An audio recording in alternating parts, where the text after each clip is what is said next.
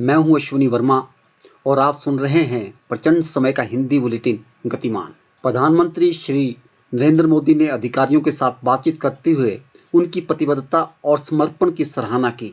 उन्होंने स्थानीय containment zone, Covid जांच में तेजी और लोगों को सही और पूरी जानकारी देने के महत्व पर बल दिया। मुख्यमंत्री श्री जयराम ठाकुर ने शिमला से और उपायुक्त राकेश प्रजापति ने धर्मशाला से वर्चुअल माध्यम से वीडियो कॉन्फ्रेंस में भाग लिया। मुख्य सचिव अनिल खाची, अतिरिक्त मुख्य सचिव जेसी शर्मा, स्वास्थ्य सचिव अमिताभ अवस्थी, मिशन निदेशक राष्ट्रीय स्वास्थ्य मिशन निपुण जिंदल सहित अन्य वरिष्ठ अधिकारी भी इस अवसर पर मुख्यमंत्री के साथ शिमला में उपस्थित थे। प्रधानमंत्री श्री नरेंद्र मोदी ने जिला अधिकारियों से कहा कि वो अपने जिले में महामारी को रोकने के लिए जो भी उपाय उचित लगे अपना सकते हैं। उन्होंने कहा, मेरी तरफ से आपको पूरी छूट है। अगर आपके पास कोई ऐसा सुझाव है जो पूरे देश के काम आ सकता है तो बिना किसी हिचक के मुझे जरूर बताएं। मुख्यमंत्री श्री जयराम ठाकुर ने एक कार्यक्रम में कहा, हमने वैक्सीन के अभियान को बहुत सफलतापूर्वक आगे बढ़ाया और मुझे ये बताते हुए प्रसन्नता है कि पूरे देश भर में अगर वैक्सीन के फर्स्ट फेज की अगर हम बात कहें तो हिमाचल पूरे देश भर में पहले स्थान पर है, नंबर 1 स्थान पर। 31% ऑफ द टोटल पॉपुलेशन को हमने जो है वो वैक्सीन उसमें करवा दिया है अभी तक, और पूरे देश भर में ये नंबर पहले स्थान पर हिमाचल प्रदेश है। बहुत प्रभावी ढंग से हम इसको कर रहे हैं और बिना बाधा के, बिना रुकावट के कर रहे हैं। हमारे हेल्थ केयर वर्कर जो है बहुत बेहतरीन ढंग से सारे इसको काम कर रहे हैं। हमने पूरा प्लानिंग के साथ सारा शेड्यूल इसमें बना करके रखा है और उसको बिल्कुल ठीक प्रकार से हम आगे बढ़ा रहे हैं।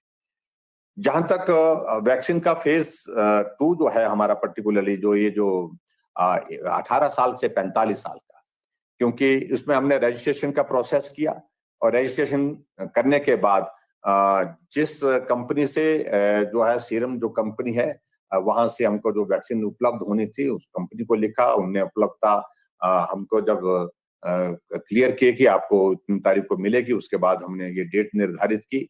अभी ये थे मुख्यमंत्री श्री जयराम ठाकुर। मुख्यमंत्री ने खलियार में समर्पित मेकशिफ्ट स्वास्थ्य केंद्र का लोकार्पण किया।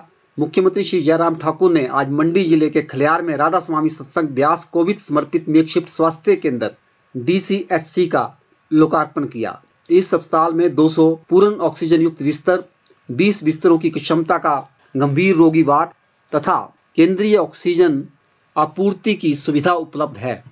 कांग्रेस विधायक दल के नेता श्री मुकेश अग्निहोत्री ने कहा कि 18 से 44 साल के युवाओं के लिए टीकाकरण की व्यवस्था ठीक नहीं है।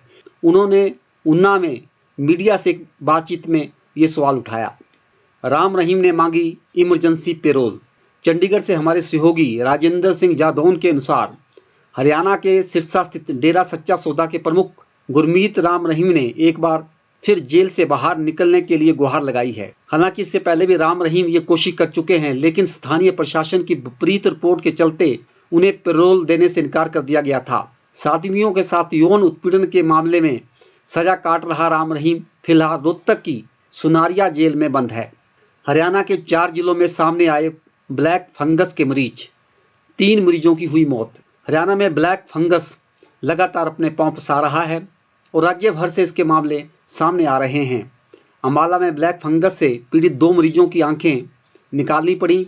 इसके अलावा सिरसा में इसके 2 मरीजों की मौत हो गई।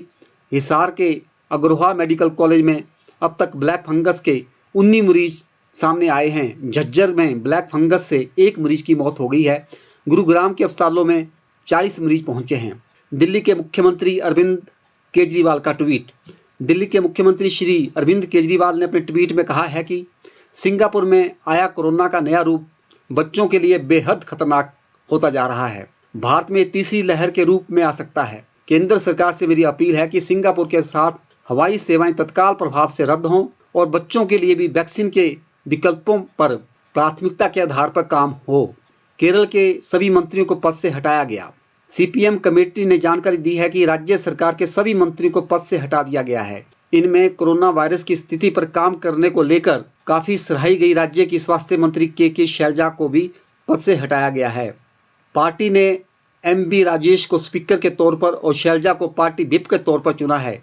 पश्चिम बंगाल, गिरफ्तार TMC विधायक और पूर्व मंत्री अस्पताल में भर्ती। पश्चिम बंगाल में नारदा स्टिंग मामले में गिरफ्तार तृणमूल कांग्रेस के विधायक मदन मित्रा और पार्टी के पूर्व नेता और मंत्री शोभना चटर्जी को सांस की तकलीफ के चलते अस्पताल में भर्ती कराया गया है। उन्हें तड़के 3 बजे कोलकाता के सरकारी अस्पताल SSKM में भर्ती किया गया है। कोरोना संक्रमण के इलाज में अब नहीं इस्तेमाल होगी प्लाज्मा थेरेपी। भारत में कोरोना के इलाज में अब तक इस्तेमाल हो रही प्लाज्मा थेरेपी को अब बंद कर दिया गया है। Indian council of medical research ICMR ने सोमवार देर रात कोरोना के इलाज की क्लिनिकल गाइडलाइंस में बदलाव किए।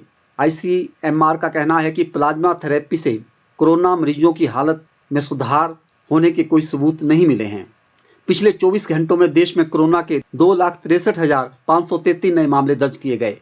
25 अप्रैल के बाद ये लगातार दूसरी बार है कि 3 लाख से कम कोरोना संक्रमण के मामले आए, लेकिन इस दौरान कुल 4329 लोगों की मौत भी हुई।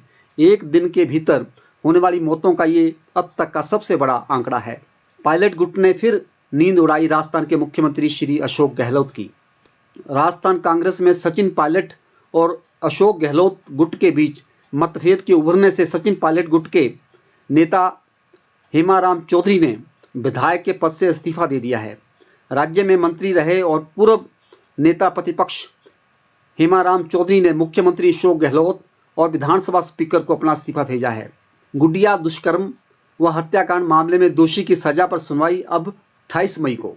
हिमाचल प्रदेश के बहुचर्चित गुडिया दुष्कर्म मामले में नीलू नामक लकड़हारे की सजा पर सुनवाई 28 मई तक टाल दी गई है। कोरोना कर्फ्यू के बंदिशों के कारण दोषी को मंगलवार को अदालत में पेश नहीं किया जा सका।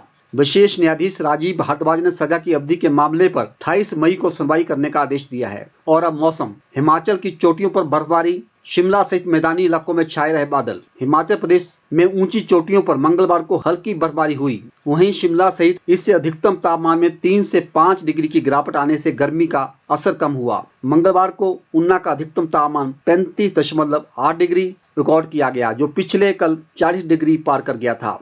इसी तरह शिमला में अधिकतम तापमान 22.6 डिग्री, सुंदरनगर में 30.8 डिग्री, भुंतर में 31.3 डिग्री, कल्पा में 20.6 डिग्री, धर्मशाला में 27.2 डिग्री, नाहन में 29.8 डिग्री, सोलन में 26.7 डिग्री, कांगड़ा में 34.6 डिग्री, बिलासपुर में 34.1 डिग्री, हमीरपुर में 32.8 डिग्री, चंबा में 33 डिग्री, डलहौजी में 21.1 डिग्री और केलंग में 16 डिग्री रिकॉर्ड किया गया। आप सुन रहे थे गतिमान और सुनते रहें गतिमान।